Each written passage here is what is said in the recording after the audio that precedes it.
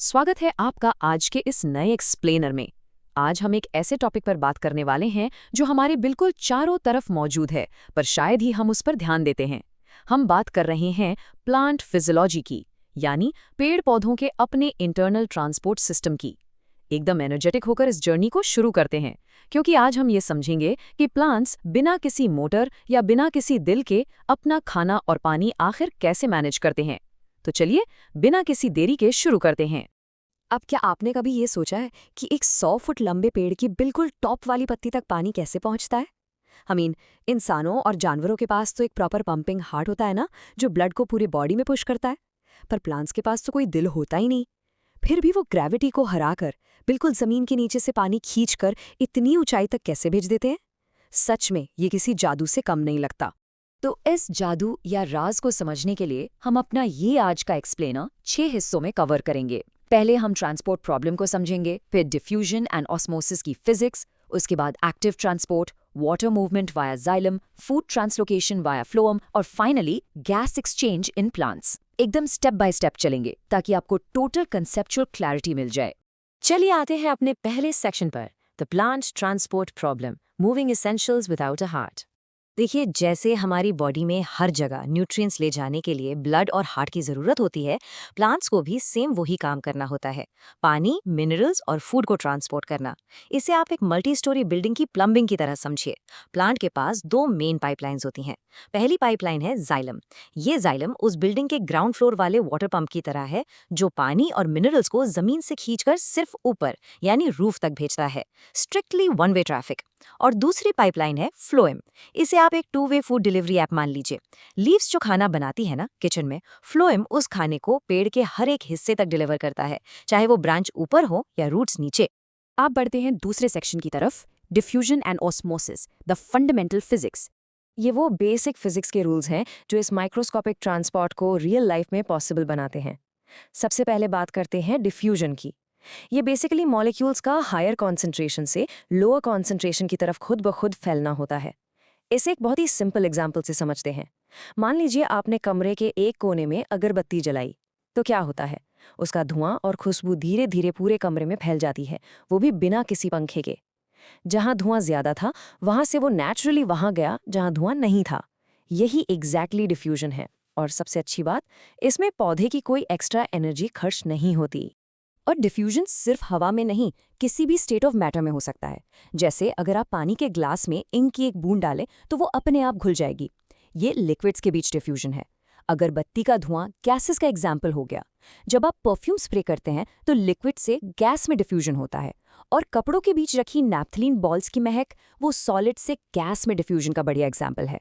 ये नेचर का चीज़ों को खुद बैलेंस करने का अपना तरीका है। अब आते हैं एक और इंटरेस्टिंग टर्म पर, ऑस्मोसिस।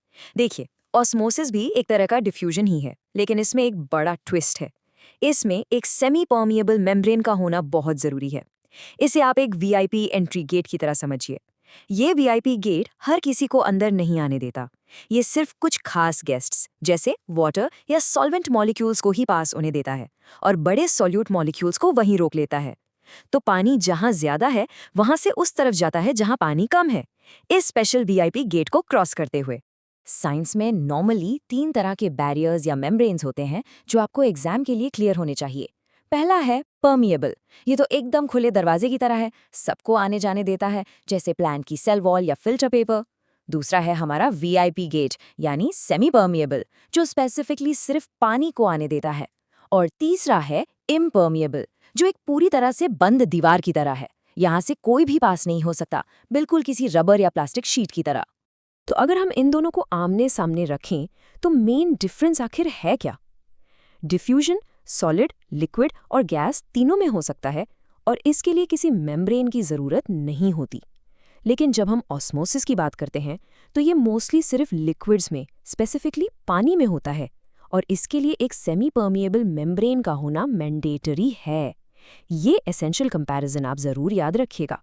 चलिए अब अपने तीसरे सेक्शन पर आते हैं, active transport in plants, moving against the flow.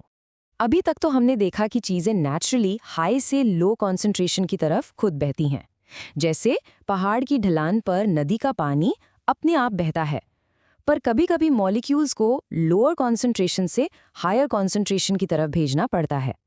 इसे एक्टिव ट्रांसपोर्ट कहते हैं। इसे आप बिल्कुल ढलान पर एक भारी काट ऊपर की तरफ ढकेलने जैसा समझिए। ये खुद तो नहीं होगा ना, इसमें मेहनत लगेगी, एनर्जी लगेगी, और प्लांट्स ये एक्स्ट्रा एनर्जी एटीपी के फॉर्म में खर्च करते हैं ताकि ज़रूरी मिनरल्स को मिट्टी से ज़बरदस्ती रूट्स के अंदर खींच सकें। हमारा चौथा सेक्शन है वाटर मूवमेंट विया xylem, the ascent of SAP. अब इस माइक्रो लेवल की फिजिक्स से निकलकर मैक्रो लेवल पर चलते हैं, जहां हमारा वो शुरुआती सवाल सॉल्व होगा। यहाँ एक टर्म है सैप। सैप का मतलब होता है पानी जिसमें ढेर सारे मिनरल्स मिक्स हों। तो ग्रेविटी के बिल्कुल ऑपोजिट, रूट से लेकर टॉप लीव्स तक इस सैप के लगातार ऊपर चढ़ने को ही हम असेंट ऑफ सैप कहते हैं। सच बताऊं तो ये नेचर की सबसे शानदार पंपिंग इंजीनियरिंग का नमूना है। पर ये ग्रेविटी को हराना किसी एक फोर्स के बस की बात नहीं है। ये एक लॉजिकल स्टेयरकेस की तरह 3 स्टेप्स में काम करता है। पहला स्टेप है रूट प्रेशर, जहां रूट्स जमीन से पानी सोख कर उसे पाइप में ऊपर की तरफ एक छोटा सा पुश देती हैं। दूसरा है अडहेजन कोहेजन फोर्स, जहां पानी के मॉलिक्यूल्स एक दूसरे का हाथ टाइटली पकड़कर एक लंबी कंटिन्यूअस चेन बना लेते हैं ताकि वो टूटे ना। और तीसरा, और सच कहूं तो सबसे ज़रूरी स्टेप है ट्रांसपिरेशन पुल, जो इस चेन को बिल्कुल ऊपर से खींचना शुरू करता है। इस ट्रांसपिरेशन पुल को एक मजेदार तरीके से समझते हैं। आपने कभी स्ट्रॉ से कोल्ड ड्रिंक पी है? क्या होता है वहां? जब आप ऊपर से हवा खींचकर स्ट्रॉ में एक वैक्यूम बनाते हैं, तो ग्लास के बॉटम से कोल्ड ड्रिंक स्ट्रॉ में ऊपर की तरफ आ जाती है। पेड़ की पत्तियां भी एग्जैक्टली यही करती हैं। पत्तियों से जब पानी इवेपोरेट होता है, जिसे हम ट्रांसपिरेशन कहते हैं, तो वहां ऊपर एक पार्शियल वैक्यूम बन जाता है, और ये वैक्यूम नीचे रूट्स तक जुड़ी हुई उस पानी की चेन को एक स्ट्रॉ की तरह तेजी से ऊपर खींच लेता है ना कमाल की बात? अब बढ़ते हैं अपने 5वें सेक्शन की तरफ, food translocation via phloem distributing the energy. पानी की उन पाइपलाइंस का सफर समझने के बाद अब हम प्लांट के फूड हाईवेज पर गौर करते हैं। शुरू में हमने फूड डिलीवरी ऐप की बात की थी, याद है? पत्तियां या लीव्स प्लांट का किचन होती हैं, जहां सनलाइट का यूज करके खाना बनता है। अब इस रेडी खाने को फ्लोएम ट्यूब्स के जरिए प्लांट की हर ब्रांच, रूट और फ्रूट तक पहुंचाने के प्रोसेस को ही हम ट्रांसलोकेशन कहते हैं। और याद रखिए, ये डिलीवरी ट्रांसपोर्ट दोनों डायरेक्शंस में हो सकता है, ऊपर की नई ब्रांचेस की तरफ भी और नीचे रूट्स की तरफ भी। एग्जाम में ना अक्सर इन दोनों का एक सीधा डिफरेंस पूछा जाता है, तो इसे माइंड में एकदम क्लियर रखिए। जाइलम अपवर्ड सर्कुलेशन करता है, सिर्फ पानी और मिनरल्स ले जाता है, और ये ट्रांसपिरेशन पुल पर डिपेंड करता है। वहीं दूसरी तरफ फ्लोएम में ट्रांसलोकेशन होता है, ये लीव्स से बना हुआ खाना दूसरे पार्ट्स तक ले जाता है, और सबसे बड़ी बात, इसका ट्रांसपिरेशन पुल से दूर दूर तक कोई लेना देना नहीं है। ये कॉन्ट्रास्ट पॉइंट आपको एग्जाम में पूरे मार्क्स दिला सकता है। और अब हम आते हैं अपने आखिरी सेक्शन पर, gas exchange in plants, breathing without lungs. देखिए, प्लांट्स को भी जिंदा रहने के लिए सांस तो लेनी ही पड़ती है ना, पर उनके पास हमारी तरह लंग्स नहीं होते। इसके बजाय वो सांस लेने के लिए अपनी एक्सटर्नल सरफेस पर मौजूद छोटे छोटे छेद का इस्तेमाल करते हैं। पत्तियों यानी लीव्स के सरफेस पर जो माइक्रोस्कोपिक छेद होते हैं, उन्हें स्टोमेटा कहते हैं। और जो थोड़े पुराने, मोटे और वुडी पेड़ के तने या उनकी रूट्स होती हैं, उनकी हार्ड स्किन पर भी छोटे छोटे ब्रीदिंग पोर्स होते हैं, जिन्हें हम लेंटिकल्स कहते हैं। लेकिन एक बात ध्यान देने वाली है कि ये स्टोमेटा हमेशा खुले नहीं रहते। इनके बिल्कुल आसपास गार्ड सेल्स होते हैं, जो किसी मॉल के ऑटोमेटिक सेंसर दरवाजे की तरह काम करते हैं। जब प्लांट के अंदर पानी ज्यादा होता है तो ये गार्ड सेल्स पानी से फूल जाते हैं, जिसे टर्गो प्रेशर कहते हैं, और ये सांस लेने वाला दरवाजा खुल जाता है। और जब प्लांट को पानी बचाना होता है तो ये गार्ड सेल्स सिकुड़ जाते हैं और दरवाजा बंद कर लेते हैं। ये नेचर का अपना ही एक बहुत स्मार्ट सेंसर सिस्टम है। तो दोस्तों, आज के इस सेशन के आखिर में मैं आपको एक बहुत ही इंटरेस्टिंग सवाल के साथ छोड़ना चाहता हूँ। एक छोटा सा पौधा हो या फिर 100 फुट का कोई विशाल पेड़, वो बिना किसी इलेक्ट्रिसिटी या मोटर के इतना कॉम्प्लेक्स ट्रांसपोर्ट सिस्टम चला रहे हैं।